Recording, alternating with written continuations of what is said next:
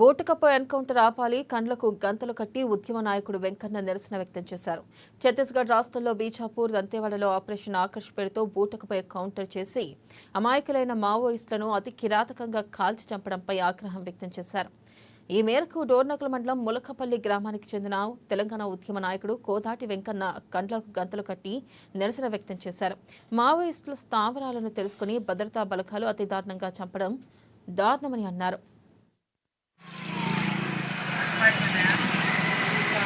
గారి పేరుతోని అయినోళ్ళని కానోళ్ళని 125 గ్రామాలని చుట్టుముట్టి జల్లెడబట్టి ఫలానా గడ మావోయిస్టులని తెలిసిన తర్వాత చుట్టుముట్టి ఏకపక్షంగా కాల్పులు పిచ్చి కుక్కల్ని కాల్చినట్టు కాల్చి ఈ మూటకు ఎన్కౌంటర్లో ఈ ఎన్కౌంటర్ ఎట్లయితుంది? ఇద్దరు సరస్పడి ఎదురు కాల్చుకున్నప్పుడు కదా ఎన్కౌంటర్ జరిగేది.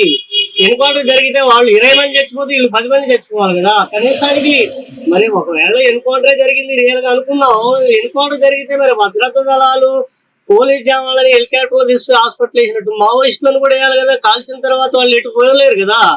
ఆ కాల్పులు జరిగిన తర్వాత కూడా కసి కొద్ది కాల్చి దుర్మార్గంగా వాళ్ళ ఎమ్మటి ఏదో బనికిరాని తుబాకులన్నీ చేసుకుపోయి ఇంకా ఇంకా ఇంకా కొన్ని పెట్టి ఎన్ని వాళ్ళ దగ్గరే దొరికినాయని మావోయిస్టులలో పనిచేసినటువంటి కోట్లుగా మార్చి వాళ్ళని పట్టిమని హింసలు పెట్టి దారులు చూపెట్టమని ఎన్నో రకాలుగా ఇబ్బందులు పెడుతున్నటువంటి డిపార్ట్మెంట్ కూడా కనీసం మానవత్వాన్ని సాటుకోవాలి కదా. ఎందుకనంటే వీళ్ళకి జరిగిన భద్రతా దళాలు చనిపోయినా మావోయిస్టులు చనిపోయినా భారతదేశానికే నష్టం. మన భారత పౌరుల మీద యుద్ధం చేయడం అది కరెక్ట్ కాదు కదా. ఇప్పుడు అంశా గారి అంటే చెప్తున్న అటువంటి 2026 మార్చి 31 వరకు మన మావోయిస్ట్ పార్టీని అంతం చేస్తాం అనేది అది కళ. ఇటువంటి అంశాగారులు ఇంకో 100 మంది వచ్చినా కూడా అది అంతం చేయలేరు. ఎందుకు చేయలేరు అంటే మావోయిస్ట్ పార్టీ రేపు భవిష్యత్తులో పార్లమెంటు పందా ద్వారా ఎలక్షన్లలో పాల్గొనబోతుంది.